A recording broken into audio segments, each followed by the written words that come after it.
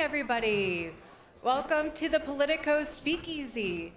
We're so happy to be here in Prague at the GlobeSec Forum. I'm Christina Gonzalez. I'm the executive producer of Politico's events for Europe, and we have such an incredible lineup for you today. So thank you guys for being here. You don't want to hear any more from me. I know that you want to hear from our very special guests that are kicking off today's discussions. So please give them a round of applause. My colleague Jan Chinsky is going to introduce our guests. So please, round of applause.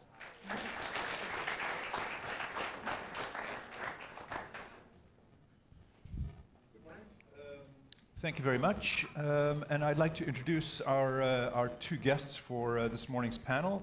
On stage with me are General John R. Allen, who is a four-star general in the U.S. Marine Corps, commander of NATO's International Security Assistance Force, and a member of the board of directors at GlobeSec's U.S. Foundation, and Lieutenant General Ben Hodges, commanding general in the U.S. Army, and a member of the Future of Security and Defense Council at GlobeSec. Welcome. Great panel to have I think there's a lot that's happened that we would really like to get some comment on. General Hodges, I'd begin with you. President Trump made, he does a lot of astonishing U-turns, but that was, to my mind, a pretty astonishing U-turn that he did last night, saying that he was going to send 5,000 American troops to Poland, basically on the premise that he really likes the Polish president, and this was his policy idea. What does that say about the reliability of U.S. security guarantees, and what's your view of what this says about, from the Allied viewpoint, how do you manage a relationship like this? Does it mean that you need to play golf at Mar-a-Lago to get security, or can you rely on some sort of long-term normal relationship? Well, I would say, first of all, the Secretary of Defense, Mr. Hodges, should probably resign because he's got the president countermanding his decision to stop the deployment with 2 or 3 days after he did it. So either they're incompetent, or there's zero communication, or the pressure from Republicans in Congress on the president to undo the SecDef's mistake or decision is part of this. I would advise no European leader to grovel at Mar-a-Lago or in front of the president, because he is not going to do something based on who his best golf partner is.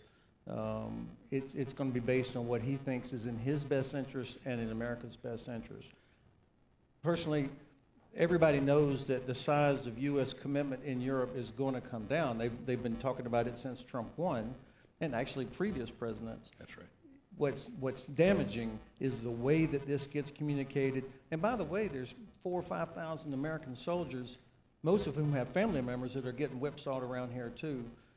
You know that's part of the price, but it's a crappy way to treat soldiers and families. Because that brigade that was supposed to go to the 4,000 soldiers, they were basically half-packed and on their way to Poland. Well, some of them are actually already there. Equipment's going. That's right. And families would have made decisions. Okay, Johnny's going for 9 months, so families do things. Right. Now again, in the great scheme of things, that's not going to determine strategy, but it's not a good way to treat your people. And what signal do you think that sends to the Russians? Well, they're running out of champagne in the Kremlin right now. I mean, there have been so many decisions that come from the Secretary of Defense that it's like almost every single announcement is something that the Kremlin's like, oh hell yeah. So it's a signal that the Russians could misinterpret it, and so the risk goes up of them making a terrible decision to attack NATO because they think the U.S. is not really committed. General Allen, what do you see as the consequence of this kind of back and forth on troop decisions? And you sort of mentioned the fact that, or you agreed with the fact that that this has been sort of a long-running U.S. policy to start to pull back some forces. And what's the implication of that? Does it not seem sort of a strange policy at a time of heightened risk from the Russians for the Americans to even be thinking about any kind of force reduction? Well, I think there's a difference between personal gut feelings with regard to the view that the president has of Europeans writ large, and a comprehensive U.S. military strategy as it relates to Europe. I think the U.S.-NATO relationship, even though you hear a lot of bombast and a lot of negative rhetoric about it, I think that's going to remain pretty strong. The question is, where will our forces be arrayed? I think the decision to put more forces into Poland, apart from all of the rhetoric associated with it, was the right decision to make. It strengthens the appearance of American commitment to the eastern flank, to Poland's security. It sends a clear message to the Kremlin. I agree with General Hodges' point. The appearance of inconsistency, the appearance of having erratic national leadership in the context of how we talk about our allies and then how we ultimately deploy our forces, that favors our enemies, and it disadvantages our allies. And you said, how does the Kremlin look at this? It's not just how the Kremlin looks at this. Although I spent a lot of time in the desert, I was a NATO commander. My area really of expertise and focus is on East Asia. And so the Chinese are watching this very, very closely. And of course, our friends and partners in Taiwan, which, as everyone in this room would know, Taiwan is a single point of failure for virtually all of our economies.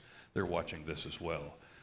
So consistency in both American policy and American rhetoric right now is extraordinarily important. And these kinds of erratic shifts in our policy, it causes a loss of confidence among our allies. It causes a not irreparable damage to the coherence of the NATO alliance, but it also creates globally a concern about America's trustworthiness overall.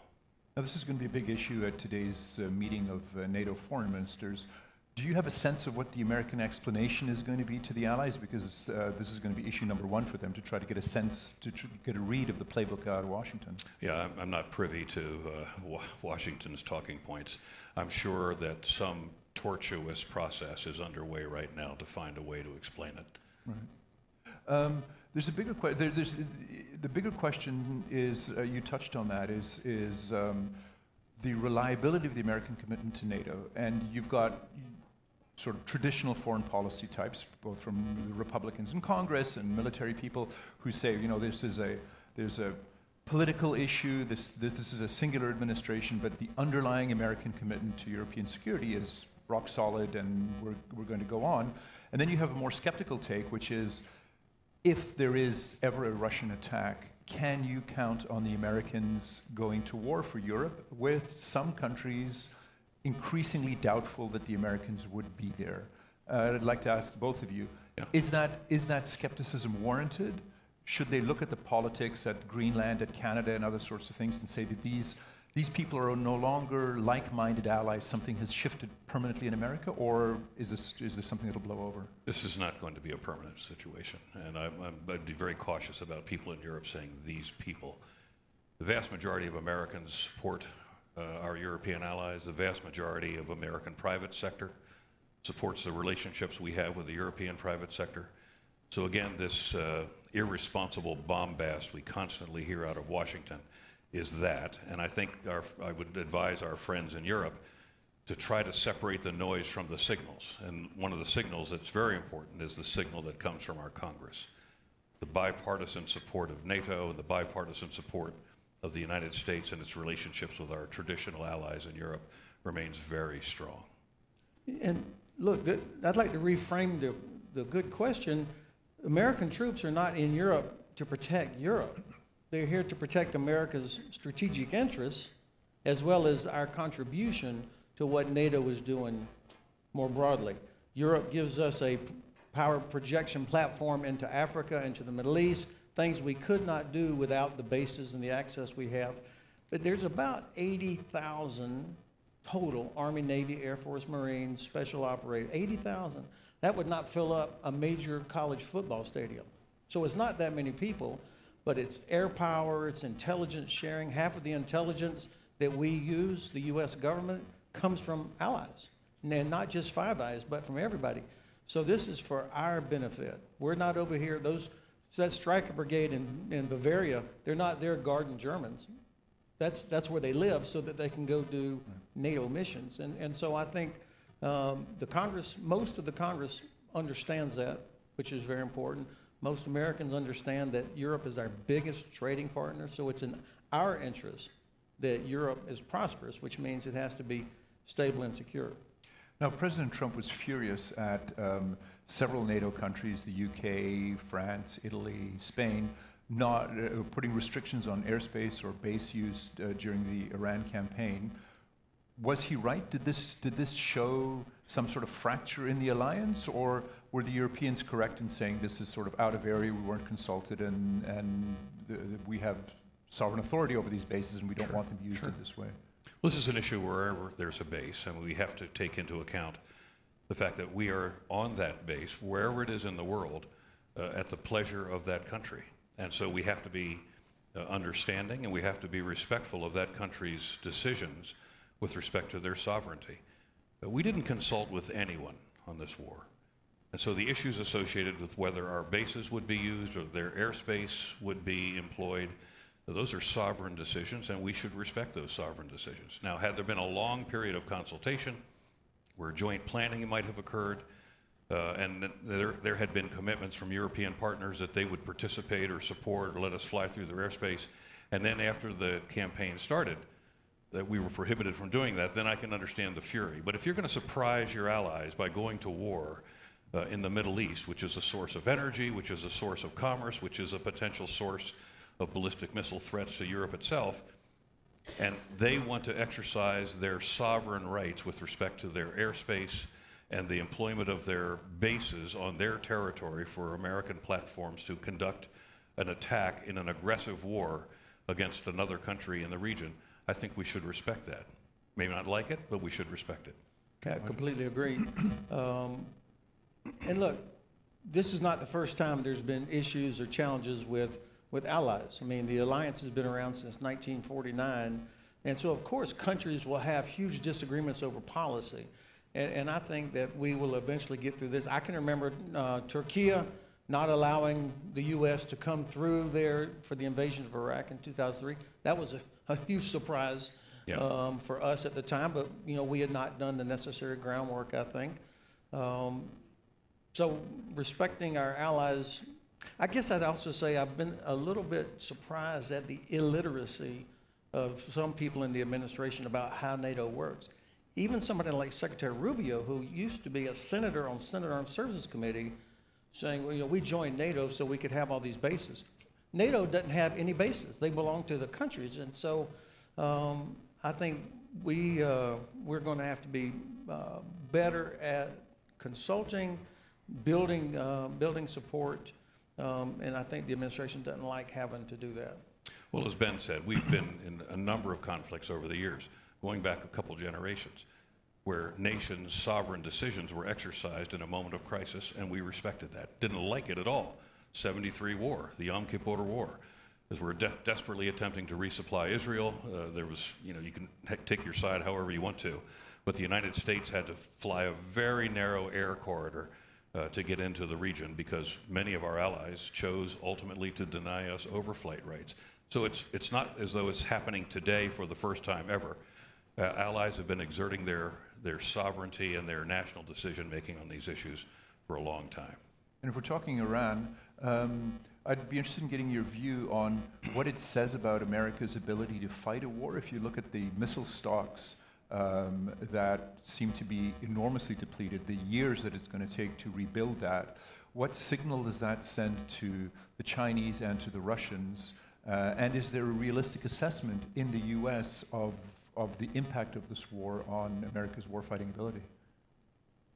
Well, let me come to the point immediately on our industrial base. We had been developing and producing and storing these weapons based on an expenditure rate that was probably unrealistic in the event of a high-intensity conflict.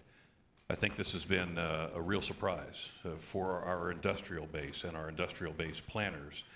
I was just in the Pentagon recently to talk about some of this, which is very interesting, and the realization that the industrial base of the United States has to move to a higher level of production and a more sophisticated level of production, I think has come home with a vengeance in many respects. It doesn't say much about our capacity to wage war. It does say a lot about our capacity to sustain ourselves in conflict. The two are different. I believe that our war reserve stocks that are pre-positioned around the world, while they have been depleted to some point, I would really caution our opponents in making decisions that we have no capacity or limited capacity to fight elsewhere. For me, the biggest problem is the absence of clear strategic objective, what it is we're doing. I mean, the world's greatest Navy and Air Force, they will do everything that they're asked to do. I've been so impressed, and our enemies and potential enemies should be paying close attention to the competence of our Navy and Air Force and all the other special operators and the intelligence. But at the end of the day, it doesn't matter how many Iranian vessels we sink or how many ballistic missile launchers we destroy, the strait is still closed. They still have the uranium, and the government, the IRGC, is still in power. So connecting the dots from strategic objective to tactical actions on the battlefield, you know, we're not very good at that. We have a history of that going back, you know, Vietnam, where you don't have very clear guidance, or we focus on how many bad guys do you kill versus what's the objective we're trying to accomplish. And this is where I think, this is why we're in trouble now there. Let me come in, Matt. It's really important. When we do our campaign planning, we do it in phases. Phase 0 is typically the pre-conflict period where we prepare ultimately to conduct operations. Phase 1 and Phase 2 are the beginnings of the physical conflict. Phase 3 is what we call decisive operations. And that's what you see is going on right now, theoretically decisive operations. But you do not ever engage, this goes back to what Ben has just said, you can't go objective fishing after you have commenced decisive operations. You should start your thinking about whether you're going to go to war or not by what you want the post-conflict environment to look like, so the stabilization that comes from your decisive operations achieves your objectives.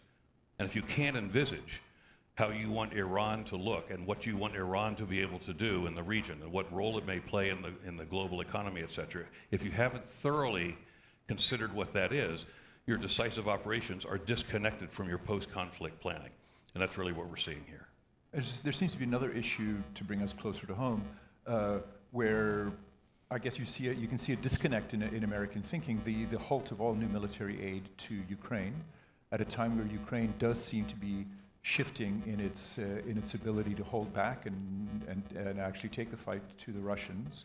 What does that say again about the reliability of the U.S. as an ally?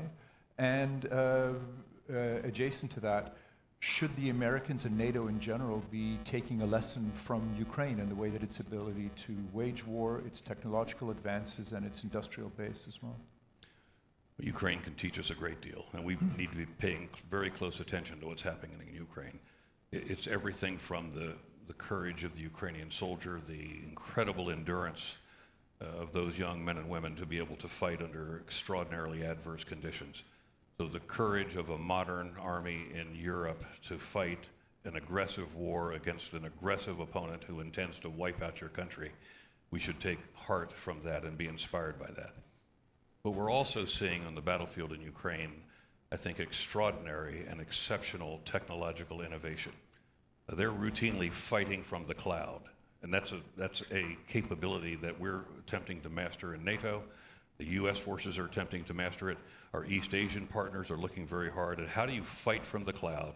How do you integrate artificial intelligence in that process? And then how do you defend the cloud so that you're able to fight that way? Ukrainians are doing that routinely. And their industrial base, industrial base in a connotation of how Americans might think about it, are the huge defense entities, and I won't name any of them, but the huge defense entities. The industrial base in Ukraine, in many respects, is the work that's going on in a garage that's 2 ridge lines behind the front line, where they'll originate or innovate, and they'll take that system, employ it overnight or for several days in conflict, pull it back, see what the deficiencies were in it, innovate again, and get it back out on the battlefield. That's almost a flawless integration of an industrial base with a frontline unit, and that's something we should all be looking for.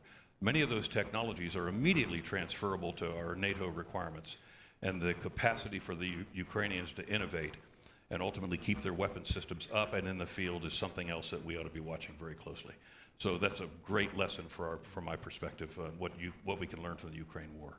Yeah, I think we are closer to the end than we are to the beginning. I can't put a number on it, but the momentum has shifted, I think, irreversibly. You look at it, all the indicators from the battlefield, 5 months in a row where the Russians have lost more than they can replace. The Ukrainians have figured out that the path to victory is the destruction of Russia's ability to export oil and gas. And now the Ukrainians have capabilities that can destroy a refinery out by the Ural Mountains. That's incredible. What they don't have is a scale yet, but I think that's coming. That's coming. The second thing is we, the U.S., are going to regret that we did not play the decisive role in helping Ukraine, because they're going to do it without us. And the Europeans know that the best way to make sure that Russia never attacks another European country is by helping Ukraine defeat Russia. So you're seeing more and more effort from our European allies to help Ukraine, and we're going to be left behind. And probably in about 10 years, I think Ukraine is going to be the heart of Europe's defense industry, and we're going to be watching. Well, I think another very important point is the fact that Ukraine right now has the most experienced, the most capable military force on the European continent. It's beating the Russians every single day, and our European partners can't hold a candle to them in many respects. That's not a comparison, a negative comparison. It's just a reality. Ukraine is going to be a prominent feature in the European defense and security architecture for a long time to come, whether they're in NATO or the EU or not. What they're doing every single day is something that's going to make them the most prominent military force on the continent. Just a quick final question to General Hodges. You talked about earlier this year about Europe not necessarily being ready for this kind of a conflict, and what do you see? The Russians seem to be redirecting some drones over Baltic airspace. I think it's a pretty transparent effort to try to splinter the pro-Ukrainian alliance. Do you think that's successful, and should the Balts be scared of what the Russians are doing? Well, first of all, the Russians should be terrified that Europe is going to start getting serious. I mean, when you compare the combined economies, technology, wealth, industry, populations of the EU plus Norway, UK, and Canada, I mean, it dwarfs Russia, not even close. So the Russians are the ones that should be worried about provoking Europe. The problem is Europe lacks the self-confidence. These drones, all these things are part of Russian gray zone operations that are intended to scare populations so they press their own government to stop supporting Ukraine. So when we stop treating these things as individual law enforcement incidences and instead recognize this is Russia, even if there's not a Russian flag hanging off of it, and punch in the nose, inflict some pain on them, is going to continue. That's what we've got to figure out. How do you counter gray zone operations? Fantastic. Thank you very much. We're slightly over time, but thank you very much for today's panel, addressing some really important issues for us. We're going to have a quick stage change, and next up will be my colleague Esther Weber, who will speak with Admiral Rob Bauer. Thank you very much. Great. Thank you. Thanks very much.